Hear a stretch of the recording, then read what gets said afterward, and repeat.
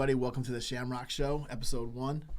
My first guest, the local legend, living legend, Sam Romanella, owner of K&M All-Star Sports, the #1 sports store in New England, located at Tanger Outlets at Foxwoods. Also a partner in the Ammo Fight League, retired pro fighter, Chippendale dancer, and all of the above. Did I miss anything? Jack Daniels. Love Jack Daniels. Partial Squire. Listen, I got to tell you, this is quite exciting. The studio is ridiculous. Yeah, Byron. Shout out to Byron for setting us up with this, man. What a great kid, and this is a really, really cool spot to walk. I feel like I was walking into like Google when I came here or something. I actually thought it was Google. Yeah. Just saying. Come on, Sean. Don't be nervous now. Don't make me have to lead this whole interview. Well, let me crack a little Guinness Irish milkshake, and we'll get going. I'm more of a Jack Daniels guy. Just, I like Guinness. I just don't drink beer that much. We're going to Irish you up a little bit today. Oh, I'm Sicilian, just so you know. So Sam has this store at Foxwoods.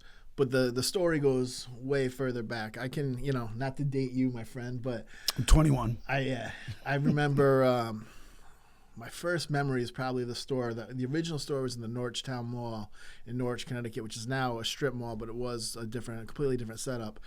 And I was in 5th or 6th grade, and there was this rap group of kids called Crisscross, and they wore these baseball jerseys backwards. And I told my mother, I gotta have one. And the only place that she could find one was at the Norrichtown Mall. It was a Pittsburgh Pirates. It was a Barry Bonds. And like an asshole, I wore it backwards to school in 5th and 6th grade. But that was what was in. And then from there on out, that's when I found out about the store. And, you're talking, that was probably 92? I don't know. When did you open that store? 28 years ago, so you do the math. Right. So from then on out, the Norrichtown Mall used to be like there was a lot of stuff worth going to. And, kind of one of the points of this podcast in this particular episode I want to do with you is kind of retail trends and things you've seen over the years. I mean, we've seen major retailers like Toys R Us and Sears closing their doors. And it's, for somebody like me who grew up in the 80s and 90s, it's like unbelievable that Toys R Us would close.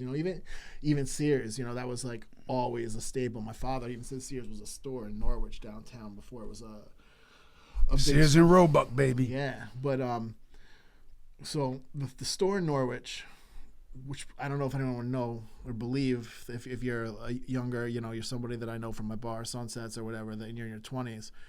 The #1 movie star in the world I met there, The Rock, was at his store. And he was playing Dwayne Johnson. And he was playing second fiddle that day to Kane.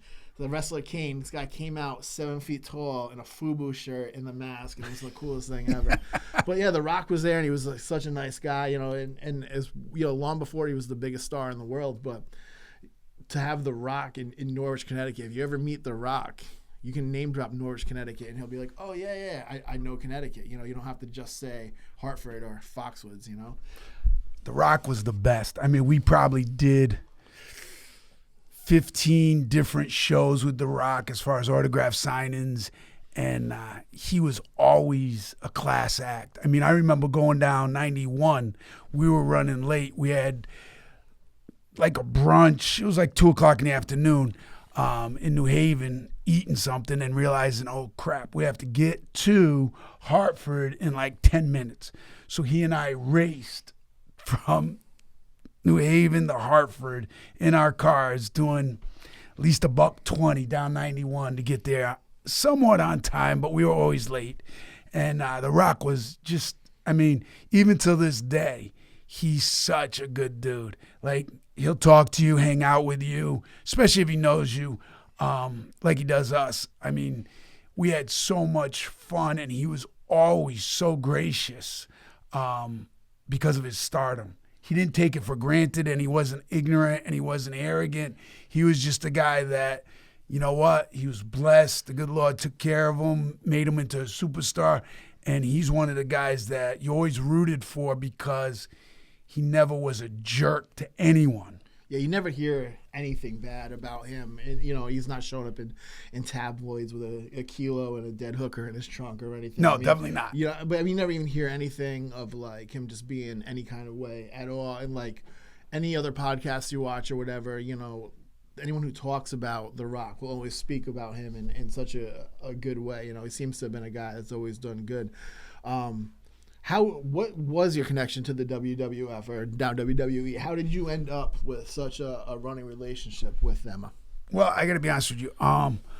Back in the day when we first started doing autograph signings, everybody would come to us and say, "Hey, how come you don't bring any of the WWE superstars down?" And back then it was WWF. Right. And I remember, I'll never forget in the Norristown Mall when we brought Triple H, who now is part owner of the WWE.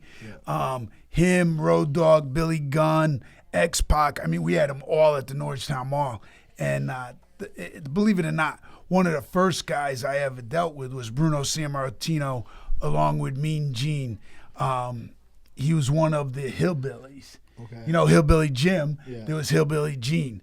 And Hillbilly Gene was like, "You should bring a lot of wrestlers in. You'll draw a lot of people."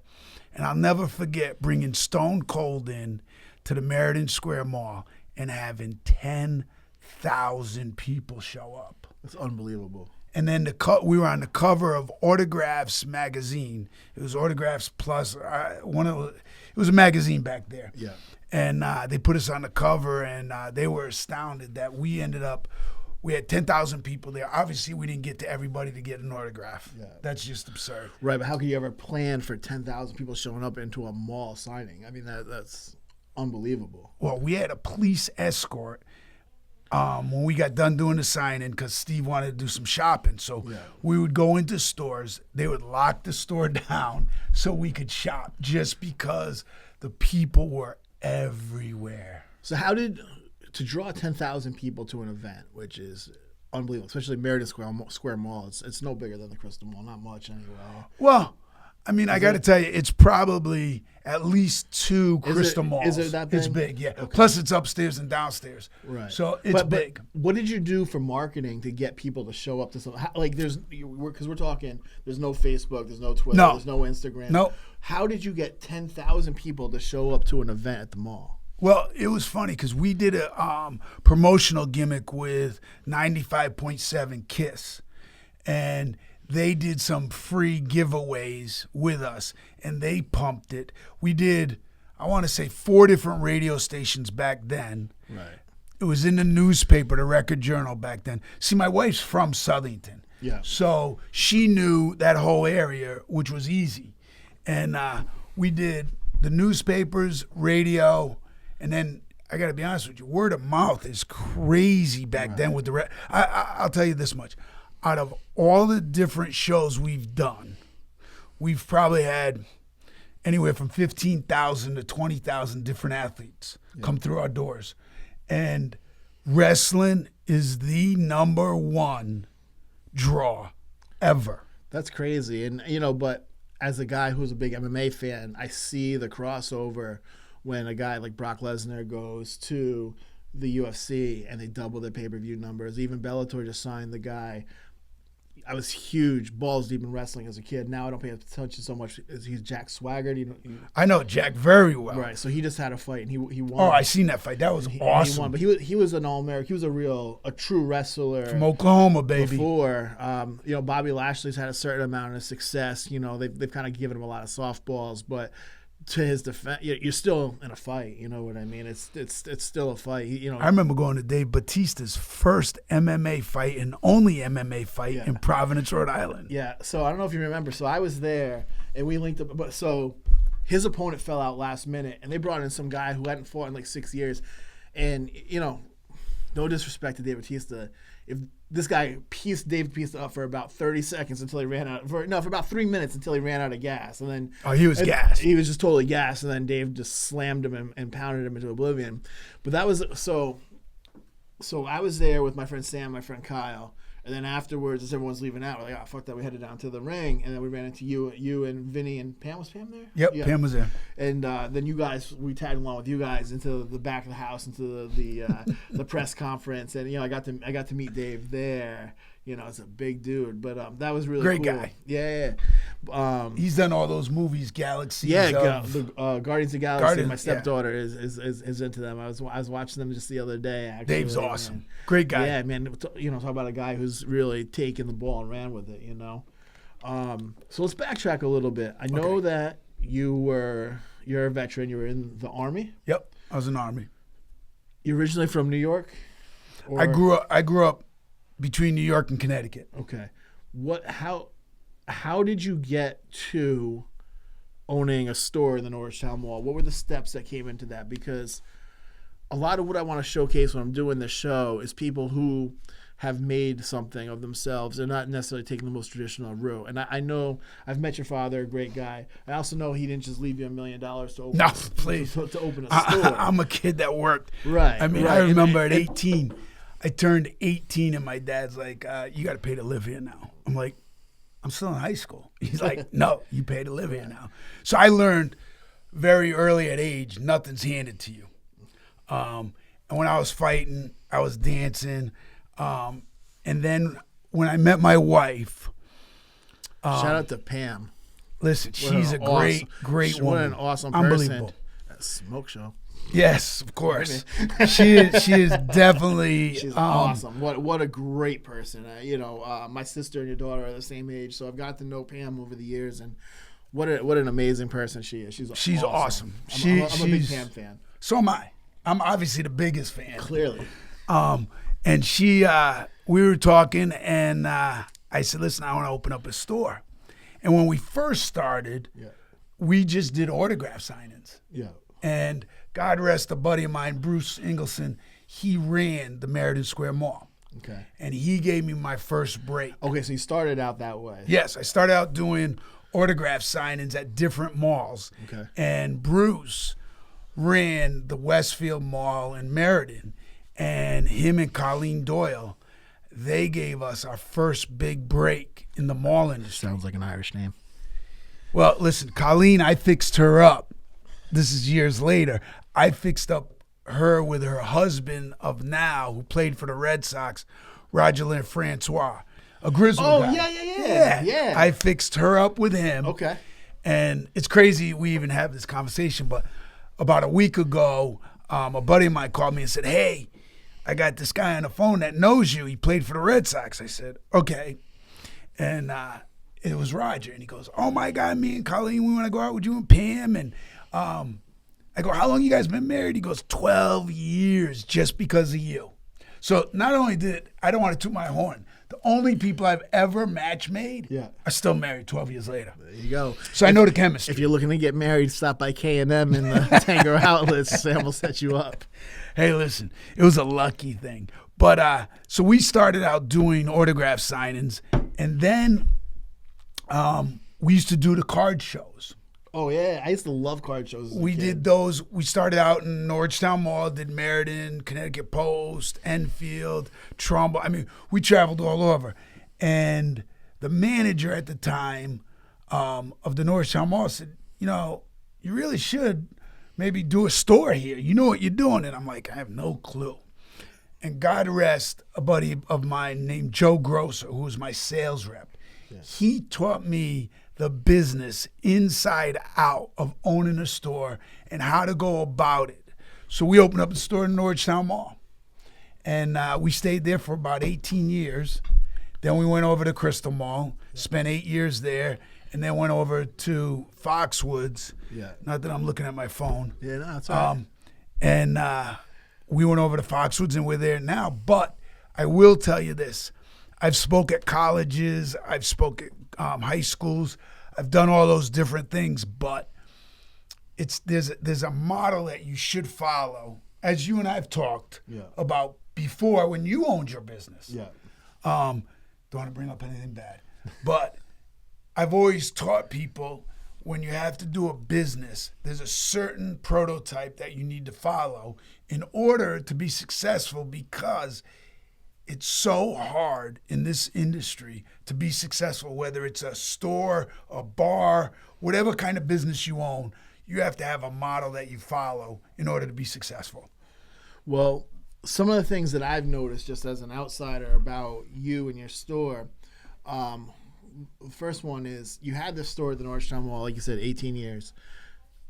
Everyone knew Sam at the store in the mall. I mean, you must have had 1 million people a day pop in just to say hi. You know what I mean? Because I'd be there hanging out, buying my grab bag and my sports cards. I actually still have my mother, who's always took care of me with your store.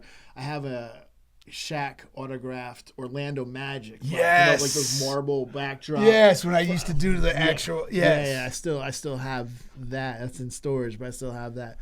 But you've always stayed a step ahead. So you had this store for 18 years in the mall, and now the mall. I think there's still a grocery store. It's a strip mall. Planet Fitness, but it was an actual mall. I used to walk around. My grandmother worked a million years at a place called Styles. Oh, I remember Styles. Yeah, there was Caldor, Puppy Love. There was a dope arcade, 2 floors. I mean, I can't even imagine like something like that now, an arcade, because everyone has stuff. But it was such a cool place to hang out. BB Dairy. Yes. But you got out of there.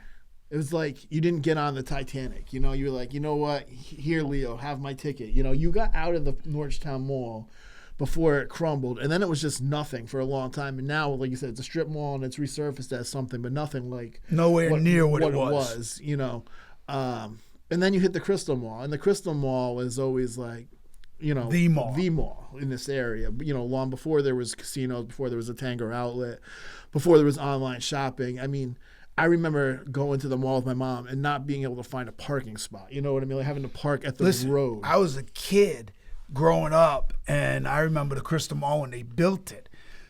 And again, I'm 21. But it was the place to go. And as a kid, you always think of, man, I really would love to have, my company there. Yeah. Even when I was opening up at the Norristown Mall, I was like, right, I would love to be at the Crystal Mall. Never, ever imagining I could get to that plateau. Right, because the Norristown Mall was cool, but it was a local mall, where the Crystal Mall was a mall people would come to from everywhere. It was right off the highway. I mean, there was no Providence Place. I mean, people would come from everywhere to the Crystal Mall. So now you've got the store in the Crystal Mall, and then you bail on that for Tanger Outlets and Foxwoods. And to me, I had never even been to Tanger Outlets. Like, man, the Crystal Mall, and without a doubt, 2 years later, you go to the Crystal Mall, it's a ghost town. Like you said, Sears is closed. Toys R Us, which is across the street, is now closed. But all these stores have moved out. There was a Filene's there, gone. Like big department stores. And again, you're a step ahead of the game. And now you're to Foxwoods, where not even knowing the retail business, I can tell you, I like to play a little bit. I do some gambling. Gamblers are impulsive people. And you make these impulse purchases and be happy with them. But you have, I have friends that play big. And they have so many points they don't even know what to do with.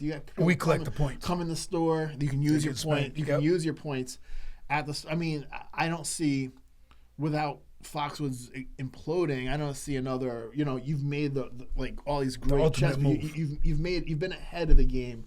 Every point. Like, what did you first see in Norwich when you saw that the place was falling out? Well, I got to be honest with you. The good Lord upstairs always gives me some sort of push to do something somewhere. Yeah. I can't take any of that credit. Yeah. I mean, yes, when it comes to the business aspect, you know what? You pull the right trigger, you do the right things, and the good things follow. So what I always tell everybody is, when Norristown Mall, you could see once Bob's went in that it was going somewhere that it shouldn't have went. Okay. Because, believe it or not, Christmas Tree Shop was supposed to go before Bob's went in. Really? And not Simon, but the Norristown Mall ownership were ignorant. Yeah. And they, just because Christmas Tree wanted a separate entrance, they wouldn't give it to them. So Christmas Tree said goodbye and went to the Crystal Mall. Yep. Well, if they had it at the Norristown Mall, I would have never had it left, and that would still be a mall today. Right. But they put Bob's in. Well, Bob's is listen, Bob's ain't bringing hundreds of thousands of people a year into their store. No, and even just as a regular customer, like knowing if I'm going to Bob's looking for something cheap, you know what I mean? And it's a furniture. So how often do you go get furniture? Right. So it's not going to bring constant flow. But Christmas tree shop. Right. It's just stuff. They're going to have just stuff. Oh my God. And then never mind Christmas shopping. Christmas season, that's going to double, triple, whatever your sales. They're going to do 1 million people a year through their doors. Right. So we saw that as a no-brainer. Right. Time to get out. We went to Crystal Mall, and then we saw Crystal Mall where it was deteriorating and there was more and more stores folding. Well, I don't want to burst anybody's bubble, but the millennials have a lot to do with that because they're lazy people who think they're owed something, and they want to have people. Ouch. I'm just saying. Ouch. And they're people that want to order online and have it brought to their house. Where people my age, even your age, Sean, they'd rather go touch it, feel it, and not risk the chance of their identity being stolen online. Right, and there's certain products, like I recently read online. So I started getting really into when Toys R Us closed. I read every article I could possibly read. And they blamed the millennials. I did not. Right. I read every article I could read on that because it was just such a part of I feel like a part of my childhood died. 100%. My uncle, my mother's brother, he is in the military, and every year he'd come home and we'd go to Toys R Us and anything in the whole store you want, I mean, it was major part of my childhood. So I read everything I could, and which led me into, I'll be on Google and other suggested ads. So I read that the CEO of JCPenney left for either Home Depot or Lowe's. So the point of my story is they said that those businesses are businesses that are going to be internet proof because if you have a leaky pipe, you can't wait till something comes in on the no question about to go get it.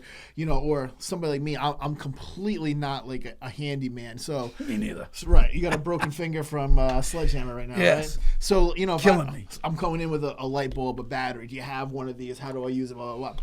The same thing when you're talking. I know you have a lot of different things at your store. When you're talking autographed memorabilia, people can go to your store. You just had the Patriots there 2 or 3 days ago. They meet the athletes. What you're getting is a certified. I wouldn't. It's not fake. I'm not buying an autograph online because I could do it. I could. Listen, I tell people all the time. People ask me the most craziest question, and the most question I get asked most is, I said, that's so bad. Yeah. My English is not all that good. But anyways, the guys and ladies will always say, well, how do we know this is real? The autographs I sell. I go, well, there's actually 5 steps to knowing whether an autograph's real. Did you see it getting signed? No. Did you get it from a reputable dealer? I don't know. Right. Has a business been in business a long period of time? Do you know for a fact that they deal with the players all the time? And then they'll say, well, I said, listen, our company, me and my wife take so much pride in the fact that you come in our store, I can probably pick my phone up and dial whoever the athlete you're buying is. Right. I can tell you, like right now, we're doing a private signing with Tom Brady on March 25th at the end of the month. For us, I had a bad personal experience with him, so I love Tom Brady. He's always good to us. That's all right. I've had some bad personal experiences, and probably there's like 5 guys that I've dealt with that I'd never deal with again. Yeah. And the first one on the list is Bubba Dudley. Oh, the rest, the rest. Bring the chairs, right? Or the tables. If he was standing here and needed mouth to mouth, I won't tell you what I'd actually do to him. Yeah. But anyways, we're getting sidetracked. Autographs are really simple to realize. If you order online, you have no idea who you're getting it from. Right. Number one, they can tell you, I got a certification that I send with it. Right. Well, that's little Joey sitting in his basement where signing it and making up these cool certifications to put on the photo. Right. I can tell you exactly where it came from, when it came from, and how.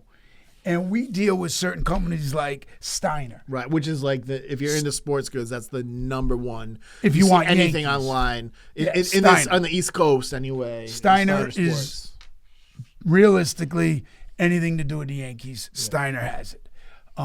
But at the end of the day, if you're me, I can get all the Steiner stuff a lot cheaper than you can. Right. So you would rather come to my store and get it at a reduced rate than a Steiner rate. Right. And going to the store, man, it's always a good time. Like, if you go read reviews on the store, just so many people are like, oh, Sam, because when you go there, he treats everybody, whether you're buying, a crazy expensive super autographed piece or just something like a pack of cards. He treats everybody like, you're a VIP customer, and he talks sports with you. The other thing that I've seen hanging out in your store and spending time in your store that you can't get online is if you're sending your mother, sister, girlfriend, grandmother, or whoever. I'm not trying to be biased against women. I'm just using examples from my life. Think of it, hey, my grandson's a LeBron James fan. What can you do for me? All right, well, we have, depending on your price range, what kind of things, the age, you will work. It's not like you're buying online where you're taking a shot in the dark, or you're going to one of these chain stores where it's some jerk-off teenager who has no idea about anything and just can't wait to get back to Instagram. Sam will walk you through stuff and let you know, hey, these are the options. This is what's going on. This is what's cool right now. And it's nice. I've seen, elderly people, grandparents come in and get a jersey because they had no idea what they're looking for, because that's what you get when you do with a mom and pop shop. You really get someone who knows the product and cares that you're leaving there. They're not just looking for the dollar sign. They care that you're leaving there. Well, they want to see you again. Well, I tell people it's real simple. I look at every customer as if they're my family. Yeah. So if you're my family, I don't want you, and I'll ask her, I have young girls, young guys, they'll come in and they'll go, I got like $20 to spend. Right. Okay, let's go to that area and let's figure out what is the best piece for the amount of money you have to spend. I'll get a grandma or a grandpa, they'll come in and I'll say, what do you want to spend? We've got this, and this in your category. Why? Because, like I tell everybody, if I make you feel good and I get you something that you want, you're going to come back to us. Right. And like I tell anybody, I go, we are dependent on our customer base to always come back.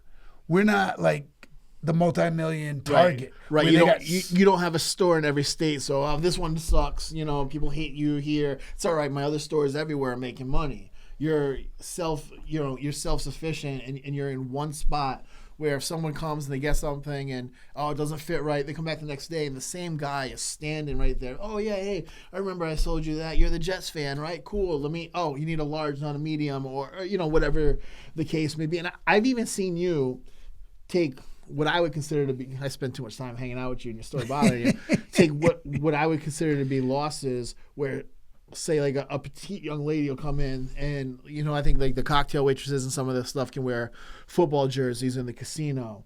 And like, hey, I need a Brady jersey. And you'd be like, you can fit into a kid's jersey, right, so you pay half the price. Right. You know what I mean? And to me, I started off as a customer of yours, and I'm proud to call you a friend. And it's because 100%. Of the character and the kind of person you are that you stand behind that kind of stuff. You know what I mean? And it's nice. And it's in this day and age where I feel like that's going. I feel that my kids will never know a Sam Romanella. My kids, they'll be few and far between, it's unfortunate. Listen, I tell people all the time, you get what you get back. Right. So if I give you great service and I talk to you and I have a great, a lot of people come in, they want to hear stories. Yeah. They want to know about this, or what did you do with that guy, or what did you do with this guy? And I have no trouble with sitting there and BSing with people and having a great conversation with them. And then they walk out, they didn't buy anything. Yeah. And I've had employees look at me and go, you just spent 20 minutes with that person, they didn't spend a dime. And I go, so what? Right. They'll be back. Right. So that's the thing is that that's long game. You're playing the long game. Always. So next time, that person who didn't spend anything, but when that time comes up, whether it's for a family member, just an office secret Santa, like, oh yeah, this guy, he's a Giants fan. We're, oh man, that guy that I talked to at the casino. So that's why, I really want people out there to know, man, that every interaction counts. When I go to a Dunkin' Donuts and I see an adult working there and they have a horrible attitude, it's like, there's steps. You know, if you're going to have a job like that where it's an entry-level position, why not do it the best that you possibly can? Maybe you can manage a store, and guess what? If you manage that store, that's transferable to a lot of different things in life, man. You got to take every opportunity. You can't look at any pitches, man. You got to swing. You got to swing at every pitch like you're about to hit that thing, because you never know who you're dealing with. You know, I've hired people for my bar, like, man, what are you doing working at a place like this? You have great personal customer service, etc. You know, you never know who you're dealing with. Not to sound like I'm like Bill Gates giving out jobs here, but you don't know who's necessarily across from you. You know, I meet all kinds of people in my day to day, man, and you show that your best to everybody. You know, don't get down, man. You could be the next person who somebody like me is looking up to, like, man, how did you get to this spot where you're doing it, man? You know, I think that it's important, you know, and so many people are just like, oh, I didn't go to college, so, you know, I just take this job, which kind of, my first real job, I had a couple little here and there jobs. My first realish job out of high school was working at Foxwoods, right? And I got a job as a security guard there. And I worked there for almost 5 years. But to me, I was telling them that was my college, because I learned a lot of different things. I dealt with from millionaires.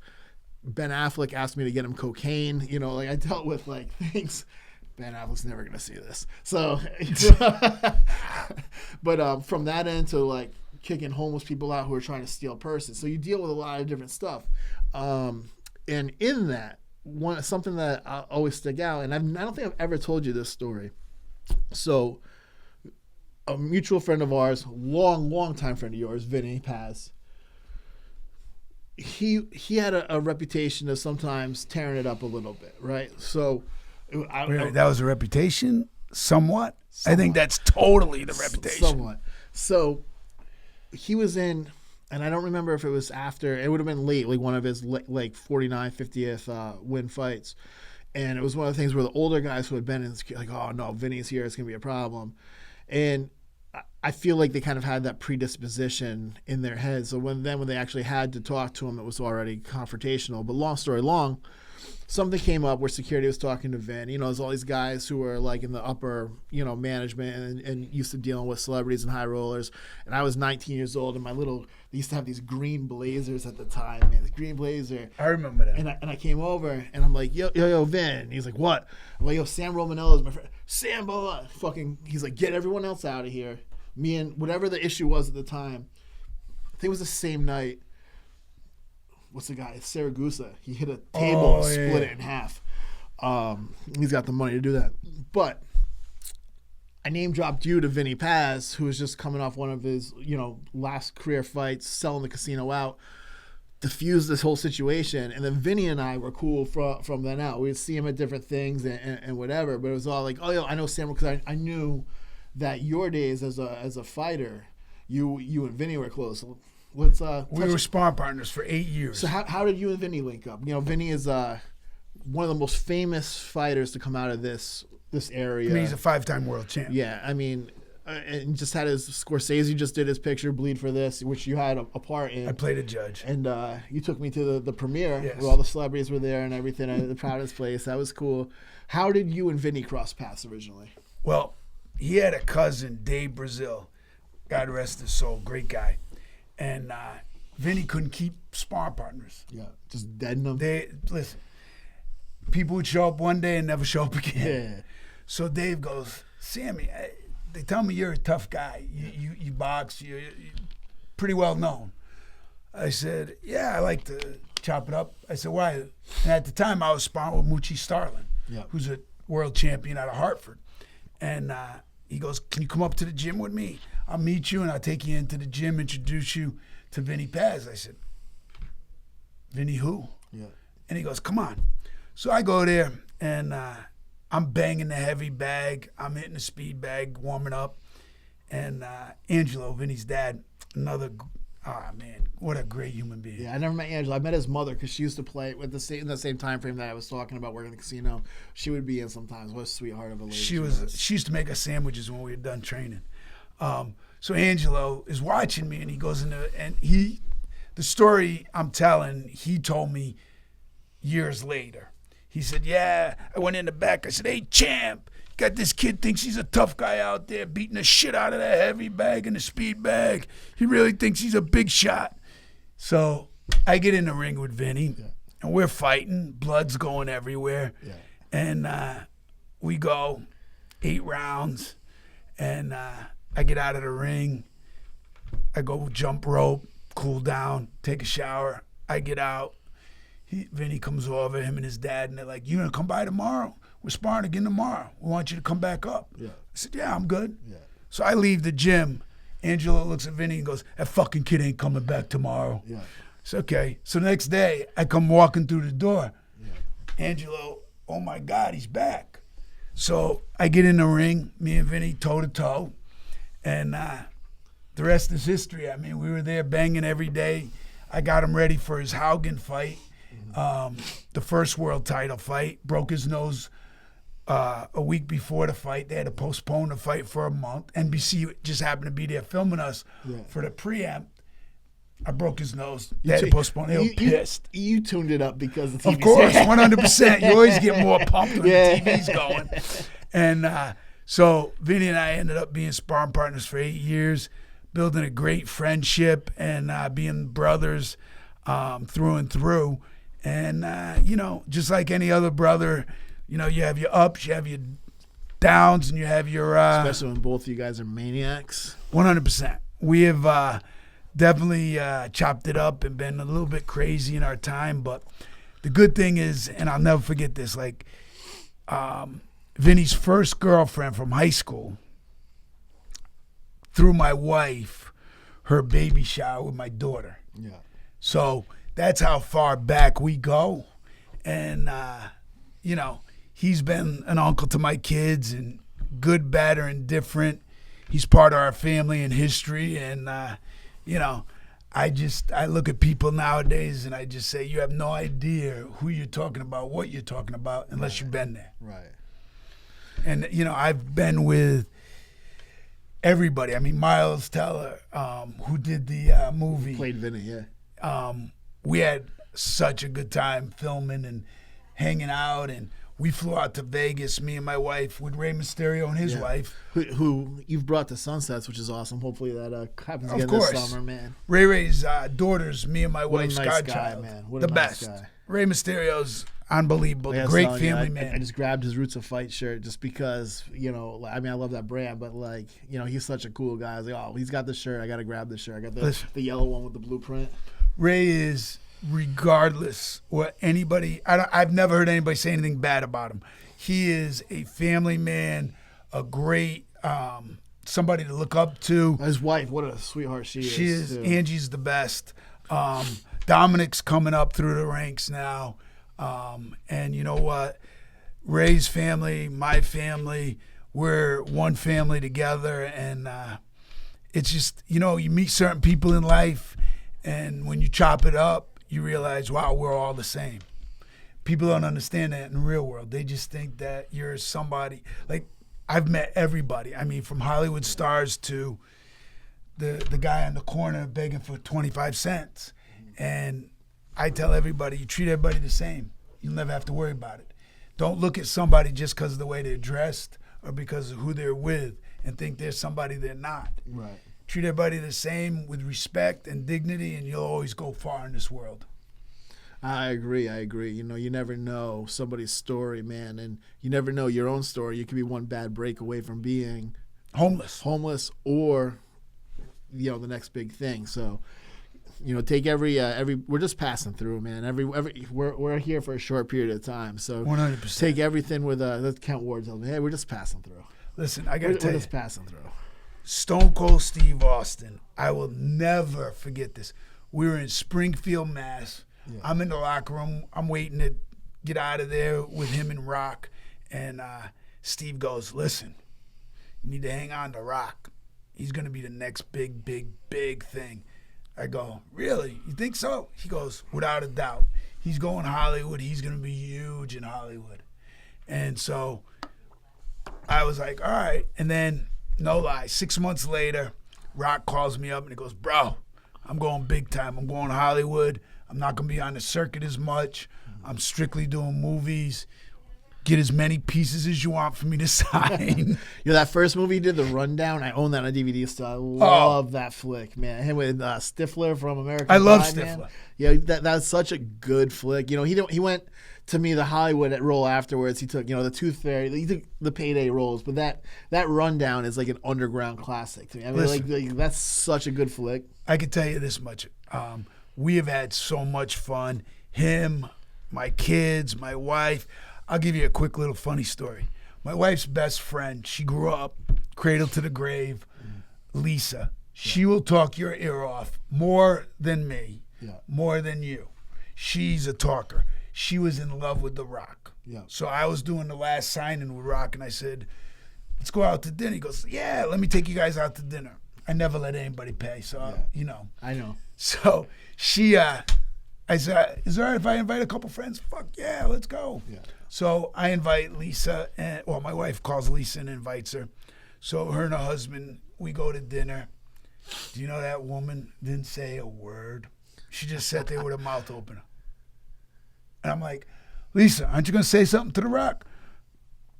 I'm like, you can talk now. He's fine. He's cool. He's really, we're normal. We're good. Right. So she didn't say anything, and we happened to be on 95.7 prior to that when we were doing the private signing. Yeah. And we're on the air, and all of a sudden people are like, that new Lisa and Pam were like, oh my God, you guys are going to be with The Rock. You're going to be with The Rock. And it was just to see people that think of these athletes and these people they're way up here. Yeah. And then when they meet them, they're in awe. Right. Was priceless. I mean, I loved it because I can bust her chops all the time about it. So what's up with The Rock? Yeah. But you know what? Rock is, I'm going to tell you one story, inside scoop. We're in a limo one time. Yeah. So the limo driver says to me, listen, my little son would love to just sit back there, not say anything, but just sit back there in the car with you guys when you're going to New York. Yeah. So, okay, no problem. So we get out. We stop at a convenience store. We get some chips. The little kid's in there eating. All of a sudden, you seen Carrie, where it's the vomit straight out. Yeah. This little kid got a chip or something stuck. Yeah. He puked. I mean, projectile, inches in front of The Rock.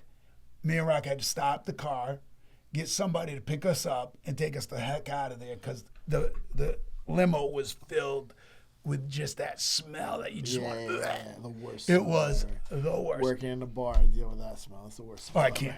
I got to go. I can't do that. That's why my wife with the kids, she was always good because she could do that. Right. I couldn't.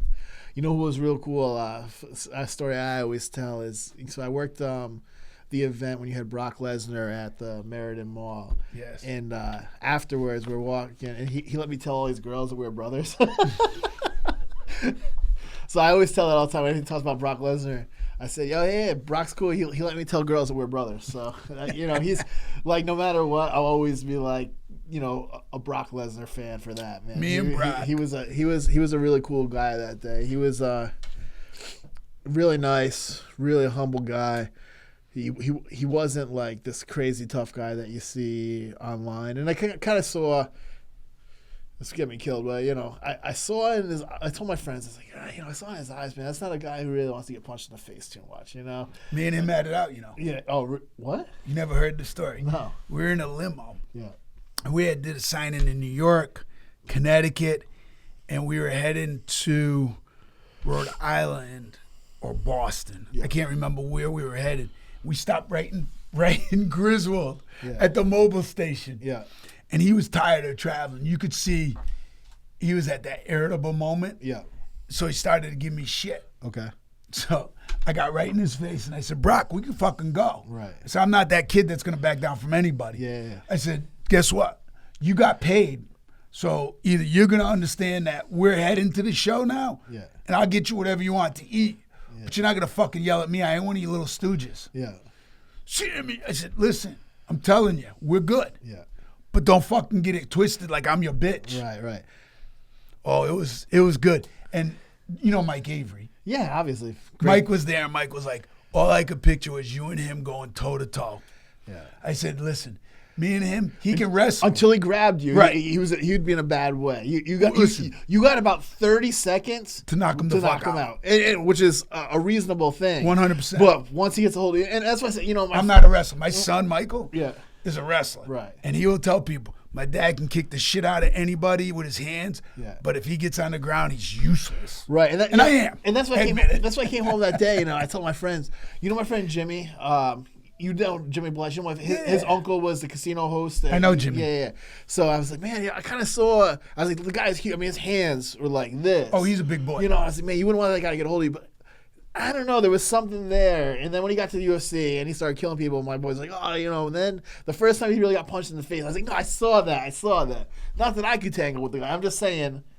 Oh, listen, I tell people all the time, listen. The little glimmer in his eyes. That's a guy you could get in his head. You could punch that guy in the face. Listen, I am a guy that I fought all my life. I love to fight.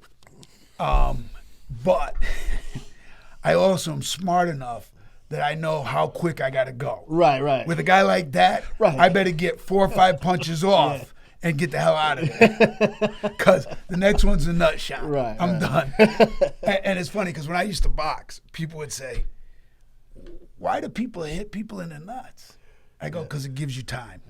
I go, when you get hit hard and you can feel yourself not in the best of shot, you knock somebody in the nuts. Yeah, you get a few referee's minutes. going to give you a warning. You're going to get a minute or so to get your brain back, and you're good. Maybe spit out your mouthpiece, get a few more minutes. Yeah, well, that works now. Back then, when I fought, it didn't work. They laughed at you. Yeah, you're like a bloody mouth. Listen, you ever see my tongue? Oh, your tongue. Jesus Christ. What the fuck That's is that? from biting when you spit the mouthpiece out. Get the fuck out of here. Yeah, that's from biting your tongue. That's wild, bro. I got the gouges all the way Like a through. reptile. Listen, All right, give me let's shout out to Jack Daniels real quick. listen, The love squire- Jack the Daniels, squire of Jack Daniels. Squire member. Don't drink anything but Jack. Beer will get you fat, so drink Jack It's a and you're protein good. shake. It's a protein shake. Oh, it's a protein shake? Oh, I didn't know. All right, well, maybe not so much with the protein shake, but Jack will keep you going good. Nice and warm and fuzzy. I love it. Not that I love Jack, just a little bit. So how's your experience been working at Foxwoods, having the store there? How is it different than the mall? Oh, it's hugely, huge. You know what, Sean? After a few years, and I don't know how it is in your business. Yeah. But after a few years, when you're going into a mall, you get tired of going in that place. Yeah. It's boring. It's this. It's that. When you go into Foxwoods, man, you hear the machines going. Right. You see the bars. Yeah. You, And there's always something going on. That's right. It's never a place where I walk in and I go, oh, shit, I got to be here. Right. No, it's like, all right, cool. Right. It's upbeat. Like at my age, I need something that's going to give me a little grip. Yeah. So when I walk into the casino, it gives me a little grip like, wow, people are up, people are moving. It's not like when you go into Norrichtown Mall or the Crystal Mall where you got the same people walking every day. They're 68 years old, 70 years old, and they're just walking the mall. Yeah. They don't care about you. And they're Debbie Downers. Right. I want to be up. Right. I don't want somebody coming in and giving me their sob story that their cat, just jumped and you know where I'm at. Right. I like to go in and, you get the guy that walks in and goes, yeah, I just hit for $1,000. Where's your jerseys? Right. Or you get the lady that comes in and goes, I just won on the slots, $200. I got to get my husband something so he doesn't get mad at me for being here. Yeah. It's a different routine than the run-of-the-mill of a mall. And I don't mean the malls are boring. I just mean I'm it's just different. asking how it's different. Yeah, Yeah, it's yeah, just yeah. a different sentiment. Right. And then you get the people that have points that are excited because they're like, oh, So you're getting something it's for free. free. Right, 100%. And for me, I like the upbeat customer. Right. Just like when you're at the bar.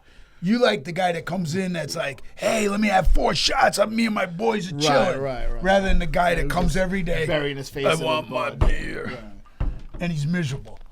Right. Can you give me one free? Now, How many times you get people that say that to you? Can you give me something for free? yeah, for my business, it's got to be the only business. So this is a shake. Huh? It's good, man. You gotta give it a shot. I'm gonna try. I gotta say the bar. I gotta hit my second one. Oh wait, it's in the fridge. All right, it's got to be the only business, the bar business, where people think like they act like you owe them something. Like I just bought 10 shots, so we're gonna get the next one free. Well, you ordered a shot, you paid money. I gave you why? Oh, my man's suave. Thank you, sir. Aside from being like the best videographer in this area, a tremendous waiter. Come on, drink your stuff. Yeah, where people will be like, and it's kind of part of the business where the juice is worth the squeeze. Like they always say, you don't hire a bartender who doesn't steal. You hire a bartender who steals the least. And there's different kinds of stealing. There's, you don't put up with stealing with actual like cash out of the register, people not ringing stuff, but people are going to give stuff away, big tippers. And as long as the juice is worth the squeeze, you kind of deal with it. You know what I mean? But I can't like I would never buy, Sam, I bought 5 jerseys. Like, I already bought 5. I got to pay for this one too. In my business, it's a little different. And I say this to people and people don't understand it is, I get this jacket. Right. I literally have to dish in my pocket to pay for it. Right, there's not a huge markup. Right. There's no like where I buy a bottle of Jack Daniels. Right. And I've got 4 or 5 shots. Yeah. And I don't know what the real number is. Right. But you got 4 or 5 shots you can actually give away. They don't exist. Right. Where it's not going to implode you or hurt you in any way. Right. I give this jacket away. Right. It's hurting me $100. Right. You're buying a jacket. I'm done. I'm out $100. That has a $20, $30 markup, and you got to pay the lights. You got to pay the kid to work there. You know what I mean? There's not a huge. That's why you got to do volume. That's exactly what I've always done in my life. The markup isn't there. Although you've always taken good care of me. I've got a few Sam Romanella plate. So I said, the Shaq autograph is in storage right now because I just don't have a place for it in the house. So I get my man cave going. But I have. I'm not a guy that drinks at all unless it's Jack. Cheers. So this is kind of. Salute. Give it a shot. Give it a shot. This is kind of different. Hold on, give it a shot. Let's see how this goes.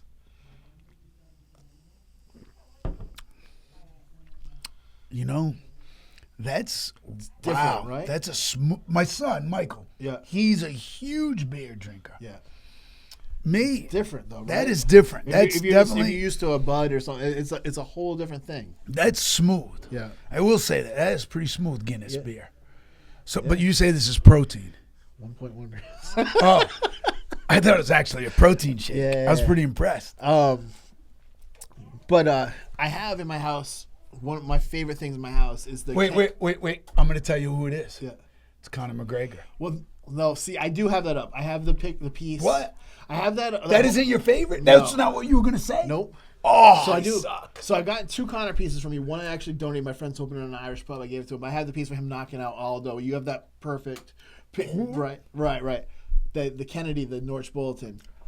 That's my favorite. That's up in the living room. So I got the Norwich Bulletin in mint condition from the day Kennedy was assassinated, framed up beautifully. Oh my God! I love. Everyone who comes to the house is like, "Oh my God, where'd you get?" I mean, I got to tell you, such a beautiful piece. My father-in-law, God rest his soul, just passed, and my wife came home with some vintage magazines that he had from the old school days, like way back. And he's got a photo. You'll appreciate this. Rocky Marciano knocking out Ezra Charles, and you see the jaw just getting gouged. Yeah. And she said, "Oh, honey, these are for you." And I'm like, I don't know if I want to sell them. Right. I kind of want to put them in my own catalog. Right. And I've got you gotta have the sickest. You gotta have the sickest collection of every. Like I said, so you go to the store. It's not just sport. Like I said, I've got the JFK assassination newspaper. I mean, they have all kinds of wild stuff. You gotta have the sickest collection of stuff. I have a video. You'll appreciate this. You know the movie Scarface? Obviously. You know Al Pacino? Yep. Okay. Do you remember who his sidekick was? Yeah. That he ended up marrying. Right, with the curly Pacino's sister. Yep. In the movie. Right. Do you know who his name is? I don't. I can't believe Sean, of all people that love movies, doesn't know his name. Well, anyways, Yeah. I won't even give it to you. I'll make you have to find that out. Right. See, I'm not gonna like. You're sending That's me one of with- those you're sending lob me with balls. You're sending me with Whoop. You're sending me with homework. 100%. Okay. He comes in the store, Sammy.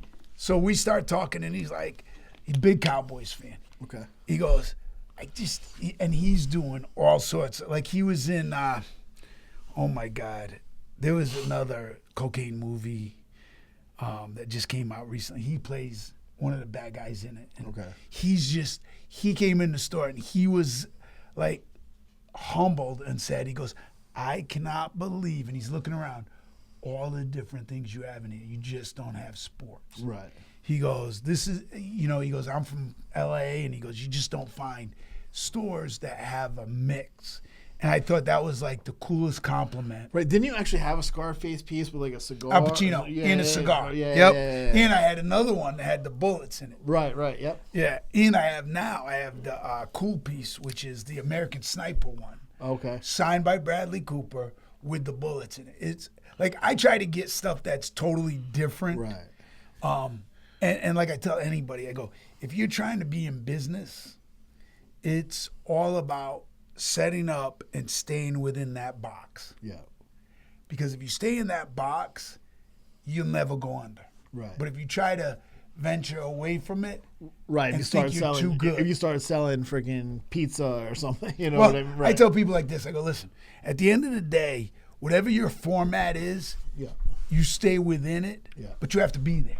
Yeah. Like I'm at the store, unless I'm away with my son or something, I'm usually at the store Monday through Saturday, 6 days a week. Depends on how many hours I'm there, but Right. I show up 6 days a week. Yeah. Because if you own something or you care about something, you're there all the time. You got to be there. It's People not- want to see you. Right, and it's not work to be there because you care about every piece in there, and you have the knowledge. That's the thing is like, if someone comes in that store and they're looking for something obscure, I know that you can direct them right to that place in the store where you hire some, 15-year-old, 16-year-old kid. They might know where the Tom Brady jersey or like the hottest things that you sell are, but I had a guy in today. Perfect example. Before I came to the studio, he goes, him and his wife were in, and he goes, hey, do you know anything about sports? And I'm looking at him, I'm going, a couple things, one or two. Yeah. He goes, oh, you're the owner? I said, yeah, I'm the owner. He goes, hey, I got a 2001 Super Bowl helmet signed by the whole team of the Patriots when it was their first championship. Yeah. He goes, can you tell me what that's worth? I go, about $5,000. Yeah. He goes, really? I go, yeah. He goes, oh, then I keep telling my wife I got to get that on my insurance policy.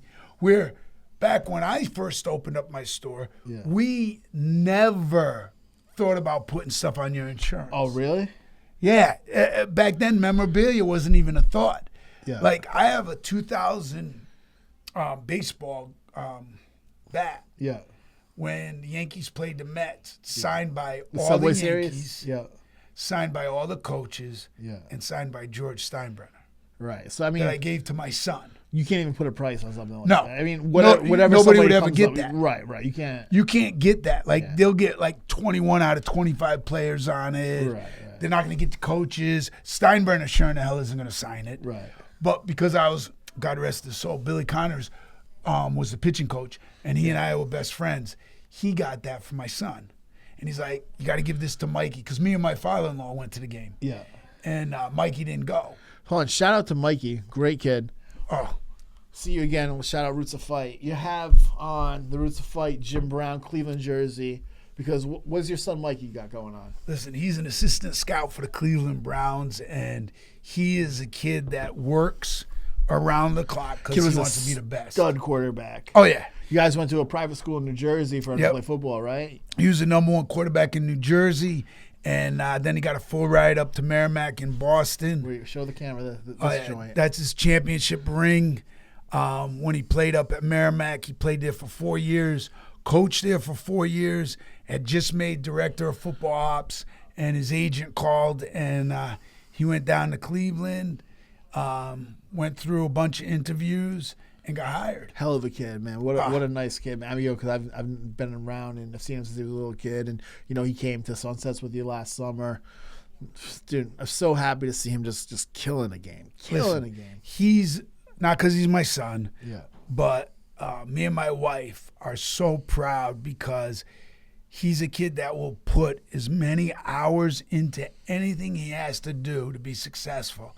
He doesn't care if he has to go without sleep. He'll do it just because he wants to be the best that he can be for anybody he works for. Right, and probably because he saw his father put in that same kind of legwork. Oh, yeah, you know what without I mean? question. You don't have a store at Fox. You don't even have like a store in like the side of the road somewhere. You have a store at Foxwoods. Was what, the third biggest casino in the world? I know. Oh, yeah. Was number one. I know they got the thing in Dubai, but one of the top 3 biggest casinos in the world. You have a store in, and you had to put that legwork in. I'm sure that was inspiring to him. Just like, my dad owned pizza restaurants and everything his whole life. So I mean, I saw him put in just crazy amounts of work, hours. crazy hours, crazy work. Want to hear a funny story about Mikey? Yeah. You'll love this. He was about 11 or 12, and we're in New York City. And Stone Cold is with us, and we happen to be in a bar. And all of a sudden, Happened to be. Stone Cold is so trash drunk. Shock. I know. So Steve looks at me and he goes, bro, time to go. So me and my son help Steve get to his hotel room. And Mikey, he was one of those kids that hung around with Dad all the time and was able to enjoy all the things that he did. And we put Steve to bed. And for a little kid like that to have so much intelligence, to be able to do something and not think twice. Right. Like, he was just that kid that hung out with Dad and Mom and was always around adults that he didn't act, and he hasn't acted ever where he's shell shock of, oh my God, somebody's famous. Right. Which you can't possibly do in the business he's in now, which probably a lot of people get around and they get jammed up. Yeah, he's not that kid. I got to tell you something. He's a kid that will give them more than anybody else will because he's a hard worker. He takes pride in what he does, and he wants to be the best that he can be. Right. So if you are watching this, granted, we're talking about his son, Mike, that did go to college, but he put in the work to get himself. He's working in the NFL after, being a quarterback and coming from a lineage of a guy who's been just a staple in this community for a long time. If you're out there in a job, in a position where, you don't see a light at the end of the tunnel, man, chase your dreams, go after it, man. Take that big leap. What do you got to lose? You know what I mean? If you're already in something that you don't care for, why not take that jump, man? And, Sam, I appreciate you being my co-pilot on this first episode. And it's an honor. And I'm proud to call you a friend. And, if you're watching this, go say hi to Sam. Let him know you saw the show, and pop in over at Tanger Outlets at Foxwoods before you go into Shrine for the night. Go in and go say hi to Sam and Mike and the crew over there. And love you to death. I appreciate you coming on the show. Listen, this is a great show, great format. And I got to tell you, if you're out there listening, my son always wanted to be in the NFL ever since he was this big, and he's living his dream. So you can live yours. So don't ever think hard work and dedication isn't noticed. It's noticed. You might not think it. You might not even realize it. That somebody else is watching you and realizes what you're doing is important to them. And they're going to help you get to that next level. All right. Signing out with the Shamrock Show, episode 1. Guinness. Guinness. Hey, paying the bills, Guinness. Cheers.